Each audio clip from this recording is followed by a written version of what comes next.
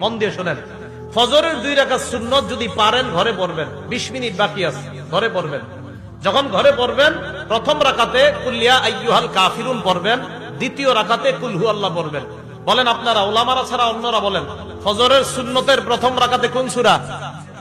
আইয়ুহাল কাফিরুন, দ্বিতীয় রাকাতে কুল হুয়াল্লাহু আহাদ, এটা পড়লেন।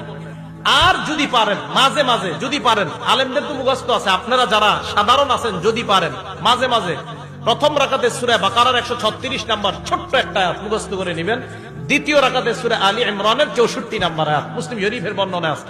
প্রথম রাকাতে সূরা বাকারার 136, দ্বিতীয় রাকাতে সূরা আলী ইমরানের 64 নাম্বার আয়াত ফজরের সুন্নতের প্রথম এবং দ্বিতীয় রাকাতে পড়বেন। আর বেশিরভাগ সময় প্রথম রাকাতে কুল ইয়া আইয়ুহাল কাফিরুন, দ্বিতীয় রাকাতে কুল হুয়াল্লাহ। নবীজি মসজিদে আসছে, আসার পর দেখে এক ব্যক্তি সুন্নত পড়তেছে, তো ওই ব্যক্তির কেরাতের আওয়াজ হালকা নবীজির কানে আসছে। নবীজি শুনতে পাইল ওই ব্যক্তি প্রথম রাকাতে পড়তেছে কুল ইয়া আইয়ুহাল কাফিরুন। আল্লাহ নবী বললেন হাদা আবদুন আরাফা রাব্বা। আল্লাহ নবী যখন শুনলেন এই ব্যক্তি ফজরের সুন্নতের প্রথম রাকাতে কুল ইয়া আইয়ুহাল কাফিরুন পড়লেন, নবীজি বললেন এই ব্যক্তি এমন এক বান্দা যে ব্যক্তি তার রবকে চিনতে পেরেছে, যে ব্যক্তি তার রবকে চিনেছে। তো নবীজি দাঁড়ায় রয়েছে। এবার ওই লোকটা দ্বিতীয় রাকাতে বললেন কুল হুয়াল্লাহু আহাদ।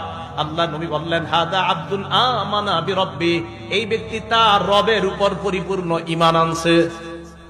তাহলে প্রথম রাকাতে কুল ইয়া আইয়ুহাল কাফিরুন, দ্বিতীয় রাকাতে কুল হুয়াল্লাহু আহাদ। এবার ফজরের সুন্নত পড়লেন, পড়ার পর আপনি বাসায় বসে আছেন, তাকায় দেখেন ঘড়ির মধ্যে এখনো 15 মিনিট বাকি। তখন আপনি কি করবেন? আরবিটা প্রথম বলি, ওলামায়ে কেরাম তো আরবি মনে রাখতে পারবে, আপনারা পরে বাংলাটা বলতেছে। নবীজি বলতেন, ফাতুল বারীতে আসছে, আল্লাহুম্মা রাব্বা জিবরাইলা ওয়া রাব্বা মিকাইলা ওয়া রাব্বা মুহাম্মাদিন সাল্লাল্লাহু আলাইহি ওয়াসাল্লাম আউযু বিকা মিনান নারি সালাসা মাররাত। নবীজি আল্লাহর দরবারে দোয়া করতেন, হে জিবরাইলের রব, হে মিকাইলের রব, হে মুহাম্মদ সাল্লাল্লাহু আলাইহি ওয়াসাল্লামের রব, আমি আপনার কাছে জাহান্নাম থেকে পানাহ চাই। নবী এই দোয়াটা 3 বার করতেন। ফজরের সুন্নত পড়লেন, পড়ার পর সময় আছে, নবীজি দোয়া করতেন। এবার আমার সাথে বলেন, হে জিবরাইলের রব, হে মিকাইলের রব, হে মুহাম্মদ সাল্লাল্লাহু আলাইহি সাল্লামের রব, আমি আপনার কাছে জাহান্নাম থেকে পানাহ চাই। কয়বার এটা? 3 বার। যদি বাসায় পড়েন তো বাসায়, মসজিদে বললে মসজিদও এই দোয়াটা করবেন। পরে যদি দেখেন এখনো নামাজের অনেক সময় বাকি, নামাজ পড়লেন, সুন্নত পড়লেন, সুন্নতের কেরাত পড়লেন, সুন্নতের পরে দোয়া করলেন। দোয়া করার পর বিবির দিকে তাকাইবেন। কার দিকে? বলে না সবাই, কার দিকে? বিবির দিকে। বিবির দিকে তাকানোর পর যদি দেখেন বিবি জাগ্রত, কথা বলবেন।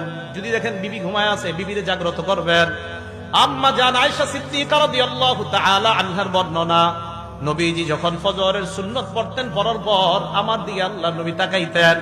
তাকানোর পর আল্লাহ নবী যদি দেখতেন, ফাইন কুনতু মুস্তাইকিজা, নবীজি যদি আমাকে দেখতেন আমি জাগ্রত, হাদ্দাসানি, আমার সাথে আল্লাহ নবী কথা বলতেন। ওয়াইন কুনতু নাইমা আইকাযানি, আমাকে যদি দেখতেন আমি ঘুমন্ত, আল্লাহ নবী আমাকে জাগ্রত করে দিতেন। তাহলে ফজরের সুন্নত পড়ার পর বিবির সাথে এমনি 2-1টা কথা বলবেন, ধর্মীয় কথা, নবীর একটা সুন্নত আদায় করার সওয়াব পেয়ে যাবেন। আর বেবি যদি ঘুমায় থাকে তাকে জাগ্রত করবেন। এবার আসেন তৃতীয় আরেকটা সুন্নত বলি, 5 নাম্বার আরেকটা সুন্নত, যদি পারেন আদায় করবেন, না পারলে সমস্যা নাই। আগে শুনেন, আম্মা জান আয়েশা বলেন, আল্লাহ নবী ফজরের 2 রাকাত সুন্নত পড়ার পর ইত্তাজা আলা শিক্কিহিল আইমান, ডান কাত হয়ে একটু শুয়ে থাকতেন। না আপনারা এটা করলে তো ঘুমায় যাবেন। ফজরের সুন্নত পড়ার পর হযরতে বেলাল নবীজিকে ডাকার আগ পর্যন্ত নবীজি ডান কাত হয়ে একটু শুয়ে থাকতেন। আপনারা কি করবেন? বেশি সময় না, আপনারা একটু শুইবেন আবার উঠে যাবেন, কারণ আপনার শয়তান গিট মারবে, ঘুমা ঘুমা ঘুমা। তো নবীজি সাল্লাল্লাহু আলাইহি সাল্লাম এটা করতেন, ইত্তাজা আলা শিক্কিহিল আইমান, আবু দাউদ আসছে, বুখারীতে আসছে, এইভাবে নবীজি একটু শুইতেন। তো আপনি যদি পারেন এই সুন্নতের উপর আমল করেন, বাকি আপনি বেশি সময় করা যাবে না, সামান্য, আবার উঠে যাবেন, করলেই ঘুমায় যাবেন, একটু পরে উঠে দেখবেন সূর্য উঠে গেছে, সমস্যা হবে। আল্লাহ পাক রব্বুল আলামিন তো ফজরের নামাজের আগের যে সুন্নত, এই সুন্নত গুরুত্ব সহকারে আদায় করে এরপর ফজরের নামাজে আমরা উপস্থিত হব। এই হলো ফজরের নামাজের ব্যাপারে মোটামুটি আলোচনা। তো বলতেছিলাম 5 ওয়াক্ত নামাজ ধারাবাহিকভাবে আদায় করা। আবু দাউদ শরীফের 4986 নাম্বার হাদিসের বর্ণনা, নবীজি সাল্লাল্লাহু আলাইহি সাল্লামের এক সাহাবা অসুস্থ হয়েছে, আনসারী সাহাবা। ওনারে দেখতে গেছে ওনার জামাই আর ওনার বেয়াই, ওনারে দেখতে গেছে ওনার জামাই আর ওনার বেয়াই। জামাইর নাম আব্দুল্লাহ রাহমাতুল্লাহি আলাইহি। উনি বলেন, ইনতালাকতু আবি ওয়া আনা ইনতালাকতু আনা ওয়া আবি ইলা সিহরিন লানা মিনাল আনসার, আমি আর আমার আব্বা আমার আনসারি শ্বশুর বাড়িতে গেলাম, নাউদুহু অসুস্থ শ্বশুরকে দেখতে গেলাম। যাওয়ার পর আমরা তার সামনে বসা, হাদারাতিস সালাহ নামাজের সময় হয়ে যায়। অসুস্থ ব্যক্তি পরিবারের একজনকে ডাক দিয়ে বললেন, ইতুনি বিল উযু লিউসাল্লিয়া ফাস্তারিহা, ওযুর পানি আনো, ওযু করে আমি নামাজ পড়ার মাধ্যমে আমি প্রশান্তি অর্জন করতে চাই। আমরা তাকে বললাম, আপনি অসুস্থ, এই মুহূর্তে নামাজ না পড়লে হবে, একটু পরে পড়েন। সাহাবা জবাব দিলেন, না না, নামাজ পড়ার মাধ্যমে আমি প্রশান্তি অর্জন করতে চাই।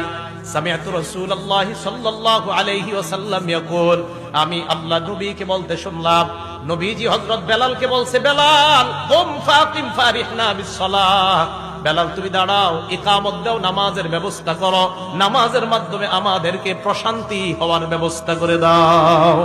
তাহলে মুসলমান নামাজ পড়বে, কারণ নামাজ প্রশান্তির কারণ। গাছে গাছে লিখে দিবেন নামাজ প্রশান্তির কারণ। কারণ একদল লোক বের হয়েছে যারা টেলিভিশনে ইউটিউবের মধ্যেও বিভিন্ন খানকা থেকে অ্যাডভারেজ দেয়। আপনি হতাশায় ভুগছেন, আমাদের খানকায় আসেন, 15 দিন থাকেন, 1 মাস থাকেন, ভালো হয়ে যাবেন। আপনারা গাছে গাছে লিখবেন, হতাশায় ভুগছেন, মসজিদে আসেন, হতাশা দূর হয়ে যাবে। নবীজি সাল্লাল্লাহু আলাইহি ওয়াসাল্লাম বলছে, ফারিহনা বিসসালাহ, নামাজের মাধ্যমেই প্রশান্তি।